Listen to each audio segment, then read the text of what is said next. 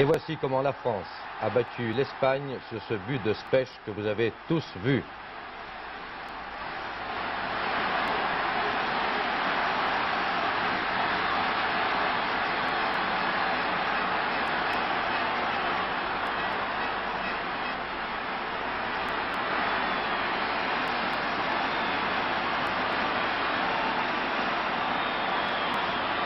Bonsoir. Voici ce numéro 41 de Téléfoot.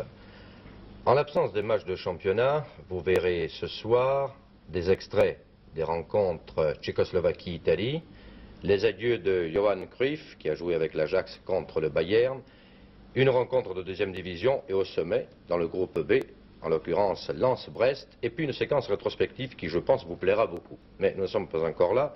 Je voudrais vous dire que nous avons renoué aussi avec une tradition, celle de recevoir un invité.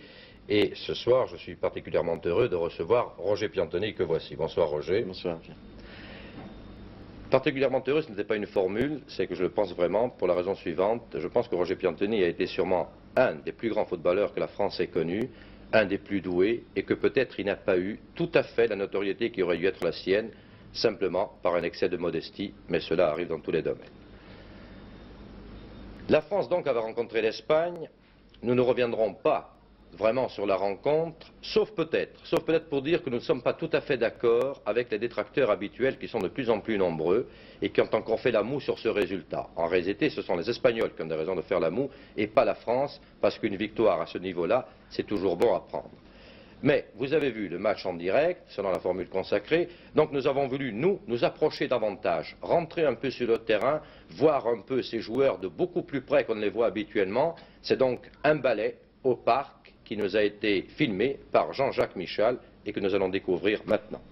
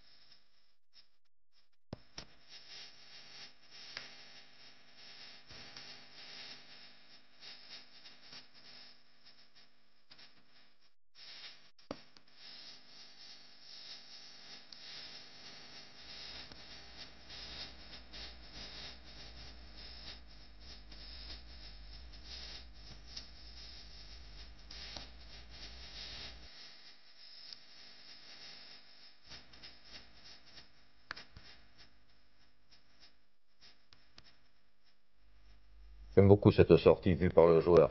Roger Piantoni, moi j'ai une impression, je ne sais pas si vous la partagez, c'est qu'au ralenti, paradoxalement, on voit mieux l'effort physique, on voit mieux les qualités athlétiques. Bien sûr, c'est là dont on s'aperçoit que le football a véritablement besoin d'hommes doués de qualité athlétique et que c'est difficile.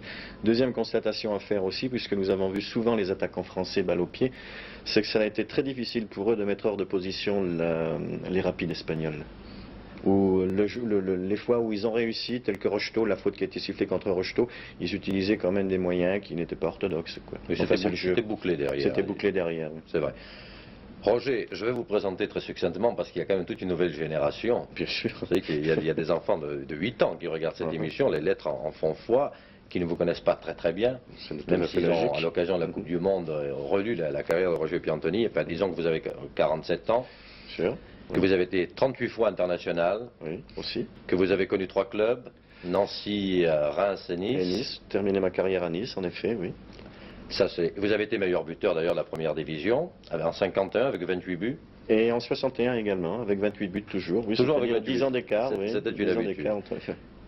Je voudrais vous demander tout de suite, avant que nous abordions vraiment cette émission, qu'est devenu de là derrière, parce que moi j'ai en souvenir le duo, c'était l'époque des duos, on parlait beaucoup des duos à l'époque, oui. Piantoni de la derrière. Qu'est devenu Léon de la derrière? Bien, Léon de la derrière est à Mulhouse maintenant, enfin du moins d'après les dernières nouvelles, puisqu'il y a très longtemps quand même que je ne l'ai plus vu. La dernière fois où j'ai pu le côtoyer, c'était il y a 7-8 ans. Il a, paraît-il, eu un malaise en tant qu'entraîneur dans la ville de Pont-à-Mousson. Il est retourné à Mulhouse travailler là-bas. Voilà. Ce sont tous les seuls renseignements que je peux vous donner puisqu'il y a très longtemps. Non, mais ce sont des noms qu'on retrouve. Je veux dire que votre duo était connu. Il y avait eu Kopaglovaki. Oui, c'était à Nancy d'ailleurs. C'est vrai, c'était quand vous jouiez à Nancy. Oui. Et bien maintenant, la présence de Roger Piantoni, bien entendu, apporte, si je dois dire dans cette émission, par la force des choses, une séquence rétrospective. Nous allons nous reporter en 59 et nous allons voir une demi-finale de la Coupe d'Europe qui opposait Reims aux Young Boys de Berne. Et il y a une nouveauté dans cette séquence, c'est que nous avons refait, ou fait plutôt, créé artificiellement des ralentis sur des images de l'époque, ce qui n'existait absolument pas, bien entendu. Et Roger Piantoni, d'ailleurs, va se voir pour la première fois lui-même au ralenti, chose qui ne s'était pas passée jusqu'à maintenant. C'est en somme une petite première dans cette émission. Il ne faut pas en exagérer l'importance pour autant. Alors je vous propose de nous rendre part, et là Roger vous allez commenter, parce que c'est vous-même et vos équipiers, autant vous le dire tout de suite, Roger Piantoni marque 2 buts en plus dans cette partie. Alors nous allons nous rendre au Parc des Princes, c'était en 59, il y avait 35 800 spectateurs, et c'était le match retour, puisque Reims avait perdu 1-0 au match aller. La cérémonie traditionnelle des hymnes, ça nous connaissons. Le petit panneau aussi, le supporter non moins traditionnel, celui-là il doit être de Berne. Il existait déjà. Et vous jouez à droite en maillot sombre et blanc. Oui, oui, oui. Avec le traditionnel maillot rémois, corps rouge et manche blanche. Voilà, là c'est vous. Numéro 10. Oui, c'est vrai, oui. Je prends une balle de la tête, là, c'est curieux d'ailleurs, c'est rare. Là c'est l'arrière Giraudot, l'arrière gauche de l'équipe rémoise. Ah, c'est Bruno Rodzik, c'est Michel Leblond, là, l'homme de milieu de terrain. On appelait demi à ce moment-là. Oui, c'est ça. Et là, la deuxième balle de la tête, oui, c'est... Et c'est vous qui rentrez dans les buts, on va pas avoir repris cette balle de la tête.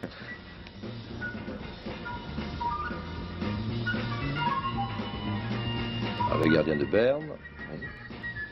La Bob Jonquet. Oui. Le grand Bob. Ce qu'on appellerait une occasion des Young Boys. Les Young Boys, oui, ce qui nous permet de voir d'ailleurs... Il y avait Colonna dans les buts. Doumet dans les buts. Il y avait Doumet dans les buts. Le voici, son dégagement à la main. Ça faisait pas trop de soucis avec lui derrière. Alors là, c'est une ouverture sur Bérard qui jouait ailier droit dans l'équipe de Reims. Et c'est vous. Là, je crois que c'est le premier but. Voilà, vous marquez le premier but. Oui. Et que nous allons revoir. Alors voilà où est l'originalité. Voilà le but au ralenti. Oui. Donc ça c'est Bérard. Oui. Je crois qu'il y a un contrôle avant voilà. La frappe. Oui, et du pied gauche, bien entendu. Évidemment. On s'en serait douté. 1-0 donc pour Reims à ce moment-là. Vous étiez à égalité sur les 2 matchs. Voilà, exactement. Oui, nous avions perdu 1-0 à Berne. Un match très difficile d'ailleurs pour nous. Et je me rappelle très bien de la valeur du match de Colonna cette fois-là, cette soirée-là. Donc il avait contribué largement à nous permettre de nous qualifier pour la finale.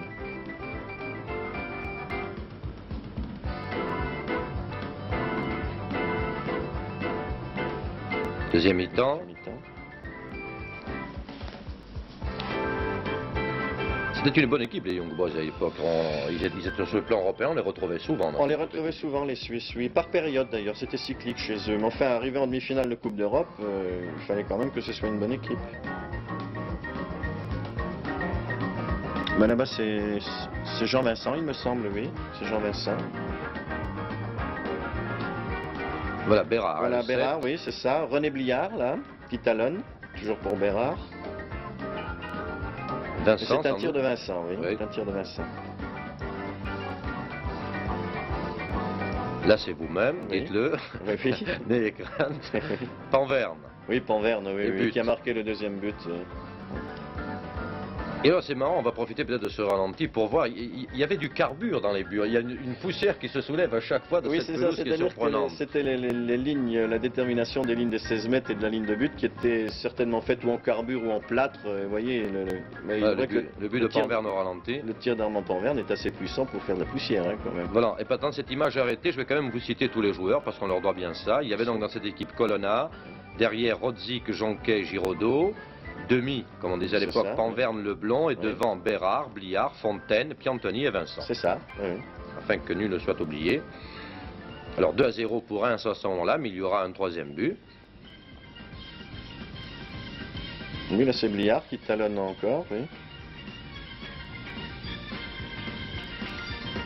Là c'est vous, dans vos œuvres. Alors là, magnifique, là au ras du poteau, du pied gauche. Troisième but, nous le revoyons. Regardez la frappe de Roger Piantoni. Là aussi, le ralenti apporte quelque chose. On voit mieux la trajectoire de la balle. On la sent très tendue. Bien sûr. Oui. Ça va trop vite à vitesse normale, souvent.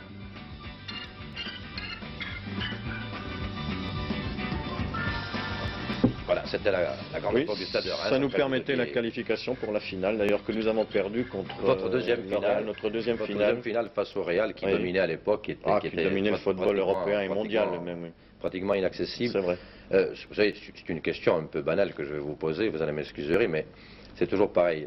Moi, je ne peux pas faire ça, revoir des images d'un temps passé, et je ne sais pas ce qu'on éprouve. Est-ce que, lorsque vous les voulez pour la première fois, ces images, est-ce que vraiment vous vous replongez tout de suite dans le match, ou est-ce qu'au départ, c'est un peu comme une carte postale qu'on retrouve? Ah non, pas du tout. Je découvre ce match contre les Ljungberg, et je veux dire, ça me fait énormément plaisir.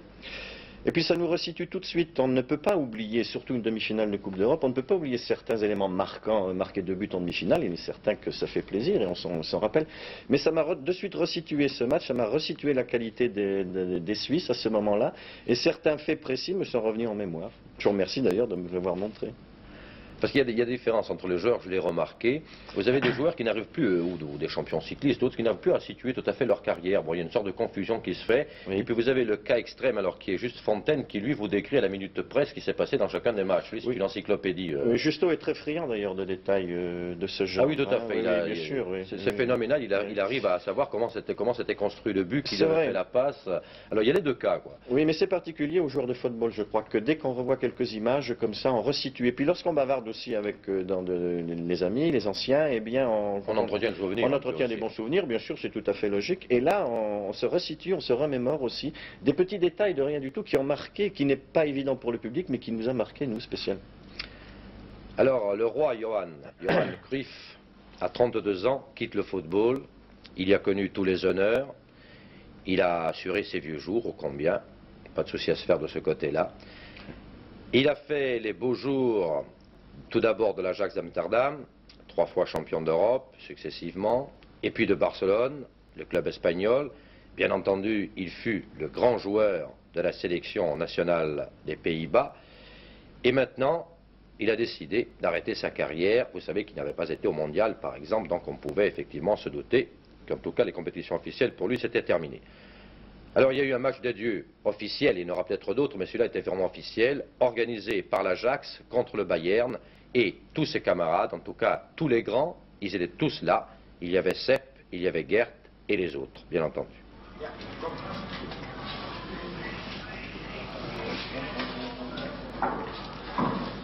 Pour un soir, Johan Cruyff, l'un des meilleurs joueurs du monde de tous les temps, avait endossé le maillot du club de ses débuts, l'Ajax d'Amsterdam, avec lequel il remporta 3 Coupes d'Europe successives. Cérémonie protocolaire pour un Johan Cruyff enfin détendu et souriant.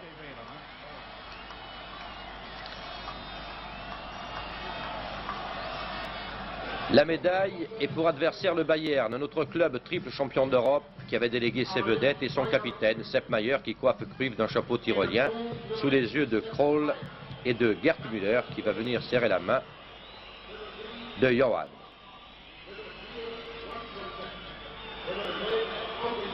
Enfin, le match proprement dit, il y a 2 minutes que l'on joue et déjà Sepp Maier va démontrer sa sûreté.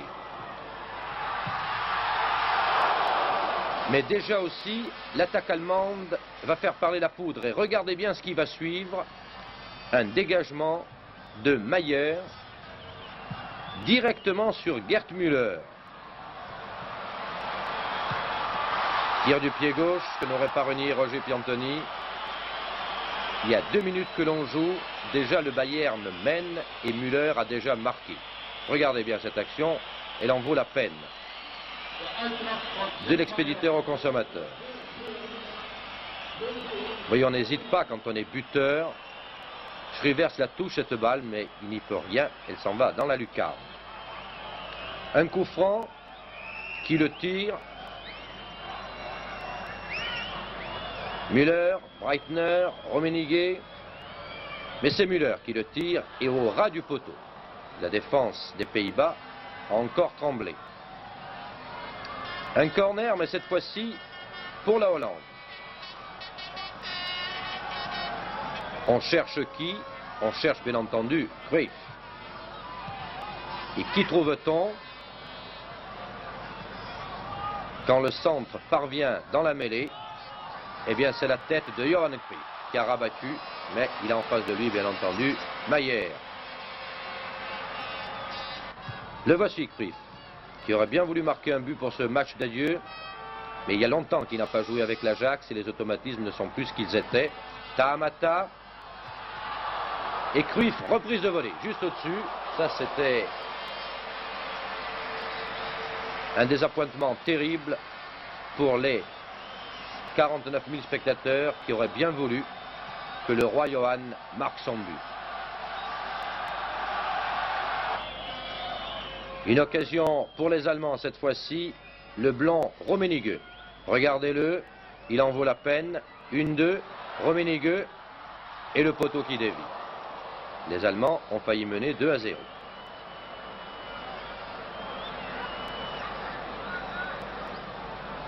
Le même Rummenigge au ralenti. Et ce tir croisé qui avait trompé Schrivers. Coup franc, Cruyff.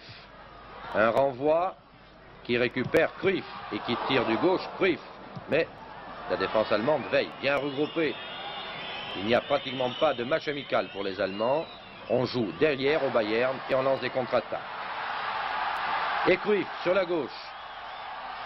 Cette fois-ci, c'est un centre-tir du gauche et qui a failli tromper Maier.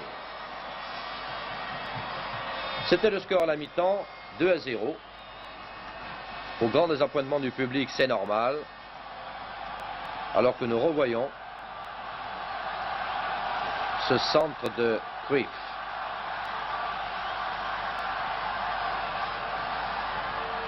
Et autant vous le dire tout de suite,